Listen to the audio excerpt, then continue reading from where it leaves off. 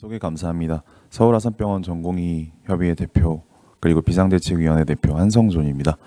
저는 이제 앞에서 워낙 좋은 말씀해 주셔서 저는 전공의 시점에서 의대 증원이 어떻게 보이는지에 대해서 말씀드리겠습니다. 순서는 다음과 같습니다. 타임라인, 그리고 전공의가 나온 이유, 전공의가 꿈꾸는 미래, 그리고 저희의 7대 요구안 이렇게 되어 있는데 타임라인은 워낙 앞에서 난중일기에서 잘 해주셔서 좀 빨리 진행하도록 하겠습니다. 먼저 저희 입장에서는 저희는 12월 26일에 박민수 제2차관과 저희 전공의의 대화가 있었습니다. 그때 전공의 저도 이제 수술을 끝내고 좀 교수님께 양해를 구하고 조금 일찍 갔는데요. 그 자리에서 이제 박민수 차관은 저희에게 의대 정원 증원은 확정된 것이 아니다라는 말을 하셨습니다. 이제 그 이후에 진료유지 명령 등기 발표가 시작되었고 3월 1일에는 이제 아까는 이제 경찰 조사랑 이런 것들이 시작되었지만 저희에게는 저를 포함해서 13인에게는 업무 개시 명령이 공시 송달이 되었고 이제 면허정지 사전 통지서 발송이 1만 명 대성으로 이제 시작되고 있었습니다. 그리고 교수님들께서 사직서 제출을 해주셨고 그 중간중간에 이제 국제노동기구 ILO의 긴급 개입 결정 이런 것들이 있었습니다. 그리고 중간에 저희 대한의사협회 이제 회장 선거도 있었고요.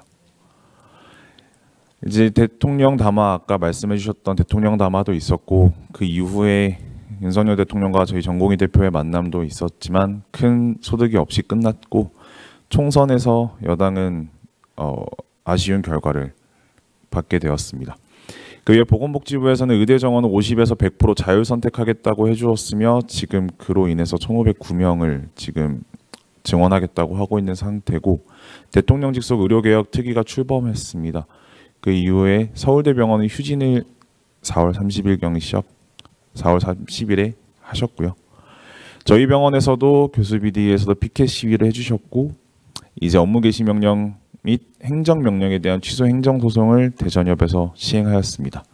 그 전국 촛불 집회도 있었고 그리고 저희 6월 18일에는 집단휴직 및 걸기대회가 있었고 저희 최근에는 국회 보건복지위원회에서 청문회 다들 아마 관심 있게 보셨을 거라고 생각하고 있습니다. 정부와 언론이 이제 저희에게는 어떤 느낌이었는지 말씀드리겠습니다. 정부에서는 전공의 복귀하지 못하도록 교사 방조 협박하는 법적 조치를 하겠다고 했고 법과 원칙에 따라서 하겠다고 이제 사태 초반부터 지속해서 말을 했었습니다.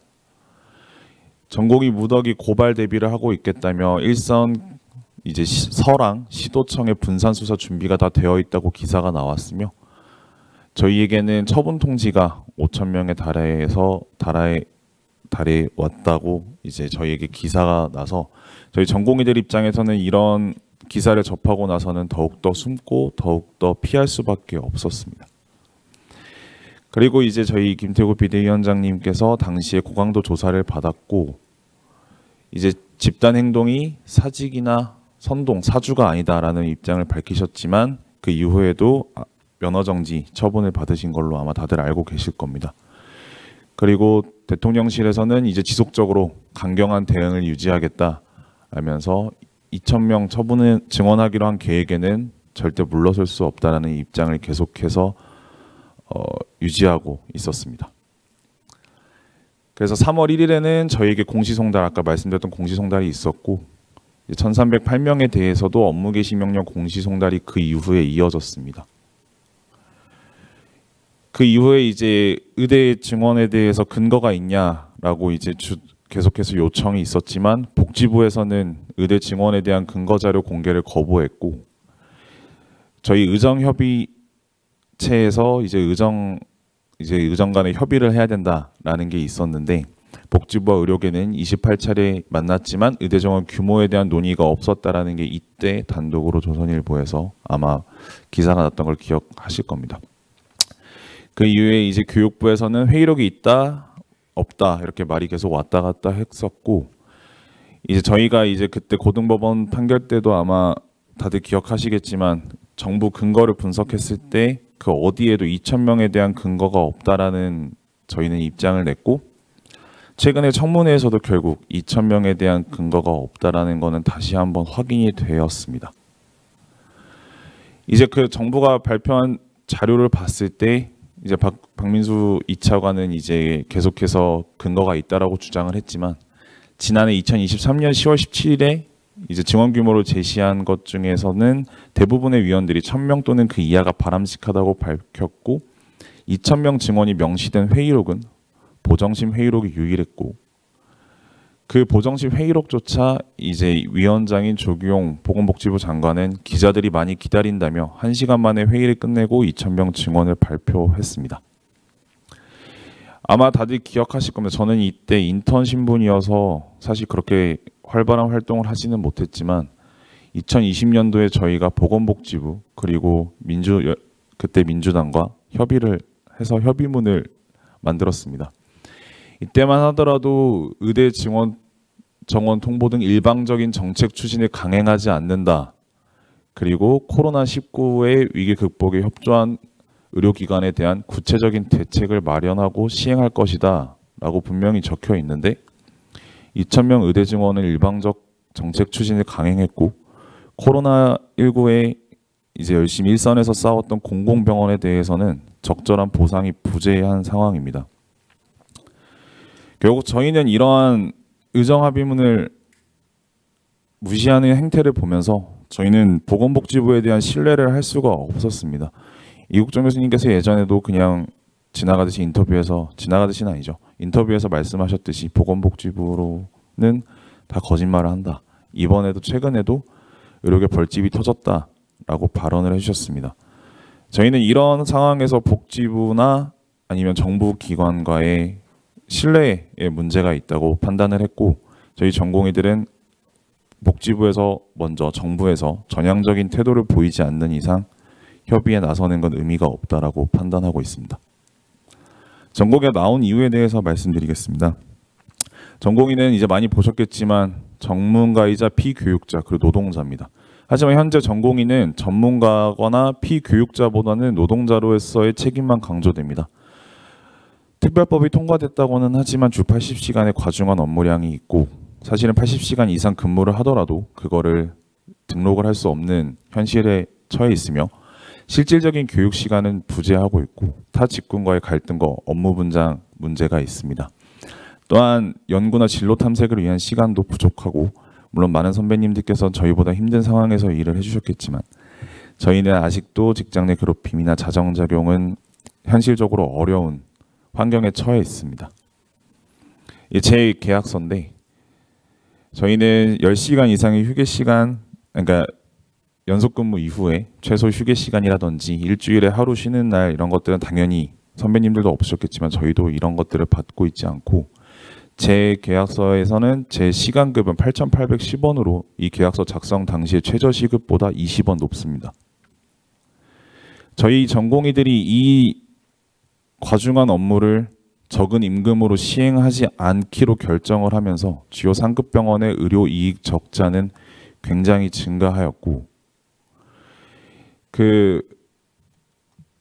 정재훈 교수님께서 기사에서 내주셨던 거에서는 전공의 비중 축소가 될 경우에 의료비가 얼마나 증가할 것인가에 대해서 기사를 내주셨는데 전공의 비중을 상급 종합병원 기준입니다. 20%로 감소했을 때 전공의 한 명의 업무량을 전문의 2명이 할 경우 7천억 정도 더 증가한다고 되어 있습니다. 근데 이 수치는 지금 전공의의 숫자를 줄여서 낸 수치고 지금 전공의 숫자를 그대로 유지를 한 상태에서 전공의 비중을 20%로 감소를 시키면 전문의 비중을 더 늘려야 되며 이 경우에 저희 지금보다는 1년에 3조 정도의 인건비가 상승하게 됩니다. 또한 이제 청문회에서도 이제 이야기를 많이 해주셨던 강선우 의원께서 그리고 이 기사도 논쟁이 한번 났었었죠. 그 졸속 의대 증원이 최소 5조 7천억 원 이상의 이제 비용이 발생할 것이다라고 이거는 좀 저희 정재훈 교수님 계산보다는 조금 더 단순한 계산화 방법을 했지만 여기에서도 결국 수요 조사서와 의학교육 점검반 평가 결과 자료가 모두 투명하게 공개돼야 된다고 국회의원께서 말씀하셨습니다. 저희 전공의협의회 7대 요구안입니다. 이제 아마 저희가 계속 7대 요구안을 지속적으로 요구하고 있기 때문에 많은 분들이 다 잘 알고 계실 거라고 생각을 합니다. 저희 병원에서 이전에 7대 요구안이 어떤 게 중요한지에 대해서 내부 설문조사를 한 결과입니다. 보시면 저희의 열악한 처우를 개선해달라는 주장은 거의 후순위에 위치하고 있습니다. 필수의료 정책 패키지와 2,000명 의대 증원을 물려야 된다.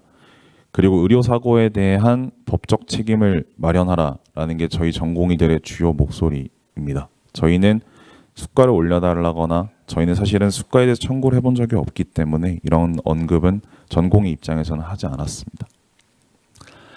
의료사고 판례입니다. 아마 다들 잘 알고 계시겠지만 필수 의료를 하고 있는 의사들에게 과도한 이제 배상금이 선고가 되고 있습니다. 아마 다들 기억하시겠지만 이대목동병원이 신생아 집단 사망으로 의료진이 구속이 되고 압수수색이 2차례에 걸쳐서 이루어졌고 소환도 재개됐으며 주치 금고 3년 구형을 검찰에서는 시행하였습니다. 결국 이 사건은 최종 무죄로 판결이 났습니다. 다들 기억하실 겁니다. 하지만 그 사건이 있었던 전과 후에 소아청소년과와 산부인과의 지원율은 급격하게 감소했습니다. 소아청소년과는 2014년만 하더라도 인기과였고 그러니까 지방 비수도권에서 100% 충원율을 보이고 수도권에서는 경쟁에 이룰 만큼 굉장히 인기 있는 과였습니다. 하지만 그 사건 이후에 비수도권에서의 지원율은 급격하게 떨어졌고 수도권에서 지원율도 36%에 다다를 정도로 떨어졌으며 저와 동기인 4년차 같은 경우에는 전국에서 소아과를 서울대와 아산병원만 지원했습니다. 전국의 소아과 지망생들이 모두 모여서. 다른 필수 의료도 마찬가지입니다. 계속해서 과도한 배상과 의료진에 대한 보호가 없으니 젊은 의사들은 본인을 보호할 수 없는 의료 환경에 본인의 몸을 내맡기기 무서워하고 있습니다. 2,000명 증원을 결정한 1시간 동안 결정한 보정심은 의사 인력은 2명밖에 없고 치과의사, 한의사, 약사, 간호사 등이 공급자 대표로 구성되어 있습니다. 비슷하게 의료 인력 추계를 하는 일본의 추계위원회는 물론 보정심과 같은 논의기구는 아니지만 보정심에서 1시간 동안 논의했다는 게 결국 2,000명의 증원 근거이기 때문에 같은 추계위원회를 가져오면 22명 중에 16명이 의사라는 거는 이미 지금 이 사태에 관심 있으신 분들은 귀에 못이 박히도록 들으셨을 겁니다. 최근에 란셋의 논문이 나왔습니다. 란셋에서는 한국은 낮은 회피 가능한 사망률과 높은 외래진료 방문율을 자랑하며 다른 나라의 모델이었지만 매우 낮은 보상 비율로 인한 지속 불가능성과 의료 과실에 대한 형사 고발 비율이 높기 때문에 상당한 변화가 없다면 한국의 의료 시스템은 붕괴될 위험에 처해 있다라고 요약할 수 있습니다. 전공의가 꿈꾸는 미래에 대해서 간략하게 말씀드리겠습니다. 아까 말씀드렸던 전문가, 피교육자, 노동자 중에 과연 그러면 전공의는 어떤 거고 저희는 어떤 거 원하는 걸까요? 저희는 전문가로서 저희가 선택한 전공에 대한 전문성을 갖춰 미래 의료 전문가로서 더욱 성장하려는 게 저희의 목표입니다. 또한 본인의 일에 자부심을 가지고 그 일에 매진할 수 있는 것이 중요합니다. 또한 피교육자로서 충분한 교육과 배움의 기회가 보장되어야 되고 적절하고 다양한 경험, 심포지엄이라든지 그런 실습 그리고 북리딩 여러 가지 교육 기회를 통해서 성장할 수 있어야 됩니다. 노동자로서는 적절한 근로환경 및 노동시간이 보장되어야 하며 저희가 응급실에서 전공의들이 고소당하는 일들이 요즘 늘어나고 있는데 그러한 필요한 법적 보호를 받을 수 있도록 노동자로서 적절한 조치가 필요하다고 생각하고 있습니다. 그럼 지금 전공의들은 무엇을 하고 있나요? 많은 분들이 궁금해하시고 많은 교수님들도 물어보십니다. 저희 보통 아르바이트 하고 있습니다. 빵집 알바하는 친구들도 있고 대리운전하는 친구도 있고 카페에서 아르바이트하는 친구들도 있습니다. 쿠팡 상하차는 모두 한 번 정도는 해봤을 겁니다. 물론 이제 시간이 많이 비어서 운동 및 취미 생활도 합니다. 다들 그동안 못 챙겼던 건강도 챙기고 있고, 제 지인 중에 한 명은 다이빙 자격증을 따서 이제 그 다이빙 자격증으로 아르바이트를 다시 하려고 하고 있습니다. 저희는 공부도 많이 하고 있습니다. 물론 이제 USMLE 자격증에 추천서를 써주지 않겠다고 보건복지부에서 하고 있지만 이미 저희 젊은 친구들은 USMLE 및 JMLE로 시험을 많이 붙고 있고, 저도 나중에 이게 다 끝나고 나서 돌아갈 때 친구들이 해외로 저희 친구들이 빠져나가지 않을까 걱정이 되기도 하고, 한편으로는 그 친구들의 도전을 응원하기도 합니다. 이 외에도 저희는 인터뷰를 하기도 하고, 저희끼리 심포지움을 하면서 학생들과 교류 및 소통을 하기도 하고, 이 관련된 것들은 아까도 잘 적어주셔서 이제 굳이 넣진 않았습니다. 이 사태가 끝날 때 제가 목표하는 건 3가지입니다. 제가 항상 저희 선생님들 만나서 얘기할 때도 3가지를 말씀드리는데, 가장 첫 번째는 이번 사태에서 저희 전공의들과 학생들이 보호받을 수 있는 걸 찾는 겁니다. 두 번째는 의대 증원 같은 의료 현안을 정치적인 이슈로 소모하지 않는 사회를 만드는 겁니다. 마지막으로, 이게 제일 저는 어렵다고 생각을 하지만 제 동료들과 제 후배들이 진료과를 선택할 때 본인의 희망과 본인의 적성에만 고려를 하고 그 외에 다른 이유로 망설이지 않길 바랍니다. 가장 중요한 건 저희가 의사로서, 그리고 선배님들과 비슷하게 자긍심을 가지고 일할 수 있는 사회를 꿈꾸고 있습니다. 저희 7대 요구안 다시 한번 보여드리겠습니다. 저희는 정책 패키지와 2,000명 의대 증원 계획을 백지화하고 원점 재논의하라. 과학적인 의료 의사 수급 추계를 위한 기구를 설치하고 증원과 감원을 같이 논할 것. 그리고 전문의 인력 채용을 확대할 것. 저희에 대한 의료사고에 대한 법적 부담을 완화할 수 있도록 구체적인 대책을 제시할 것. 저희의 열악한 수련 환경을 개선할 것. 그리고 저희를 겁박하는 명령들, 증원 계획과 동시에 나온 그 명령들을, 여기에는 저희가 그땐 철회라는 표현을 썼습니다만 이 당시에는 그 명령들을 철회할 것이 맞고 지금은 취소를 해야 됩니다. 마지막으로 저희들에게 업무 개시 명령을 내려서 모든 거에다가 명령자만 붙이면 되는 의료법 제59조를 전면 폐지할 것을 저희는 요구하고 있습니다. 저희는 지식인입니다. 일정한 수준의 지식과 교양을 갖춘 사람, 영어로는 인텔렉추얼이라고 부르며 저와 저희 여기 계신, 그리고 제 발표를 듣고 계신 선배님들 모두 전 지식인이라고 생각을 하고 있습니다. 저희는 남들보다 조금 더 좋은 두뇌, 그리고 조금 더 건강한 신체, 그리고 좋은 환경을 가지고 있는 사람들이고, 지식인이라면 사회 문제에 대해서 발언하고 사회과학적 언어를 갖춰서 대중과 소통해 옳은 방향으로 사회 변화를 일으킬 책임이 있다고 저는 생각합니다. 이게 마지막 슬라이드인데요. 의료를 바라보는 시점은, 어떤 한 물체를 바라보는 시점이 다양하게 있을 수 있듯이 다양한 시점에서 저희 의료를 바라볼 수 있다고 생각을 합니다. 하지만 그 의료를 가장 잘 들여다보고 있는 건 의료의 족쇄가 채워져서 의료와 멀리 떨어지지도 못하고 의료를 자세하게 바라보고 있는 저희 의사들이지, 멀리서 팔짱을 끼고 위압적인 태도로 대하고 있는 정부가 아니라고 생각을 합니다.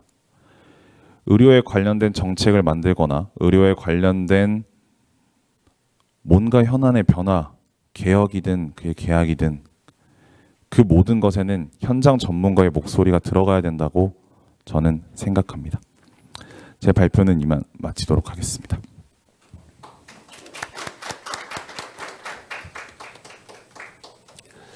네, 좋은 강의 잘 들었습니다. 저도 그 의사 선배의 한 사람으로서 이번에 그 우리의 미래이자 주역인 전공이나 의대생 후배들의 위해서 우리 선배들이 무엇을 할 수 있을 것인가 참 고민도 되지만 한편으로는 이렇게 현장에서 그들의 목소리를 한번 솔직하게 들어볼 필요가 있다고 생각합니다. 한편으로는 우리가 그들을 위해서 노력하고 있다고 하지만 정작 우리 전공이나 의대생 후배들이 무엇을 원하는지 또 선배들이 어떻게 해주길 원하는지 얘기를 가까이서 들어보고 소통할 수 있는 시간이 적었던 것 같습니다. 아직 질문이 올라오지 않기 때문에 제가 간단한 질문 겸 의견을 하나 드리겠습니다. 저도 사실 어제 저녁에 우리 이과대학생 후배들 몇 명 만나서 이렇게 허심탄회하게 얘기를 좀 할 기회가 있었는데요. 어느 학생이 이런 얘기 하더군요.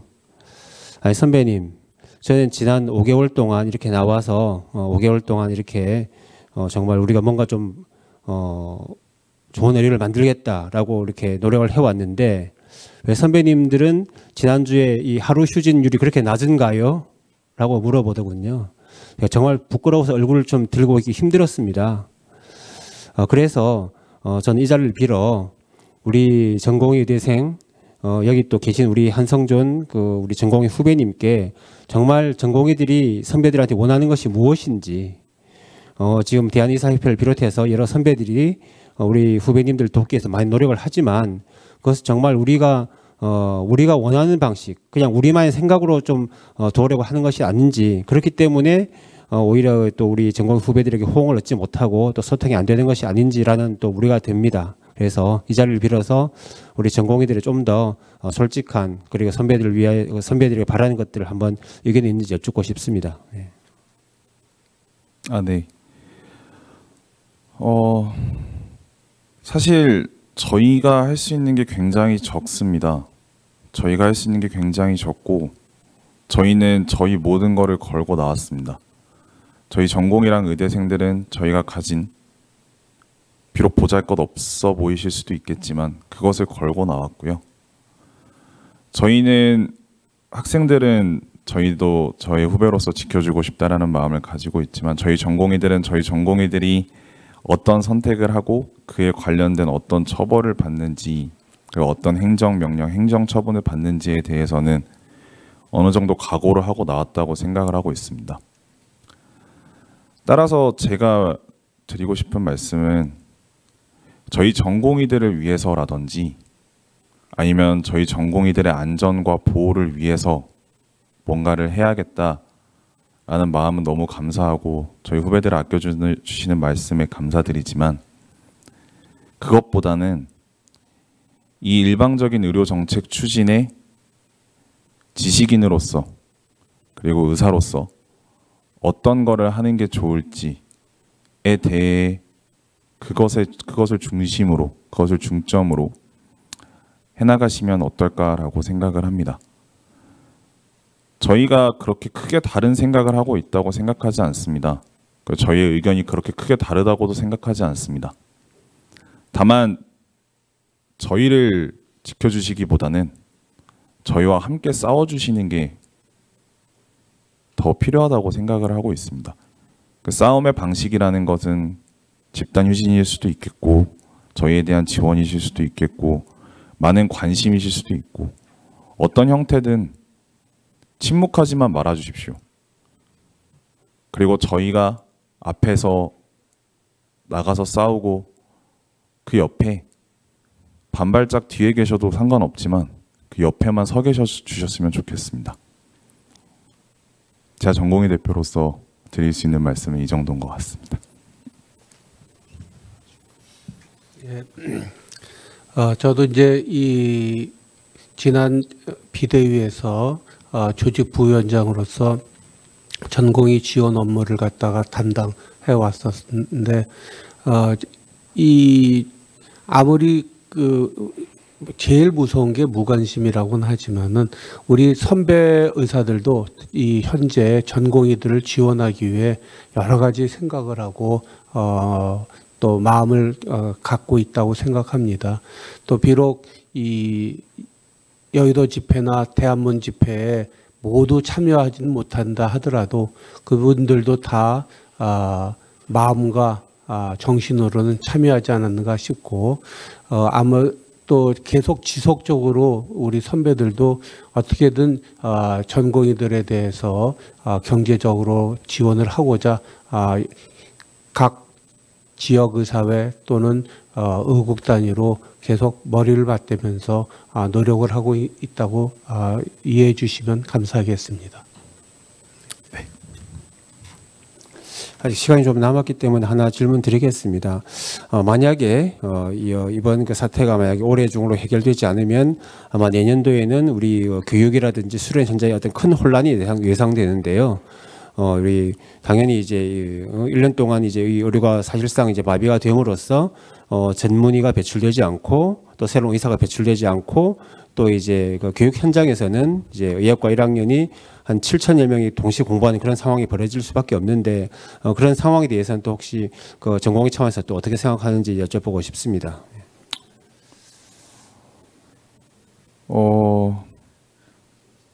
사실은 솔직하게 말씀드리자면 그거는 이 정부가 이 정책을 추진할 때 준비를 해놨어야 되지 않을까라고 생각을 하고 있고요. 그거를 저희가 걱정해야 될 이유는 전혀 없다라고 생각을 하고 있습니다. 다만 만약에 저희 후배들 예과 1학년들의 학습권이 침해되는 상황이 있다면 그것에 대해서도 저희는 침묵하지 않아야 될 거라고 생각을 하고 있고요. 저희는 지금 1년 뒤에 돌아가야겠다 이런 생각을 가지고 있는 상황이 아닙니다. 언제 돌아갈지 기약이 없는 상황에서 이 자리에 임하고 있다라고 이해를 해주시는 게 더 옳을 것 같습니다. 저희는 이 사태가 해결되는 게 중요한 게 아니고 이 사태가 빨리 해결되는 것도 중요한 게 아니고 이 사태가 잘 해결되길 바라는 것뿐입니다. 네. 네. 좋은 말씀 감사합니다. 이것으로서 오후 첫 번째 세션을 마감하도록 하겠습니다. 수고 많으셨습니다. 감사합니다.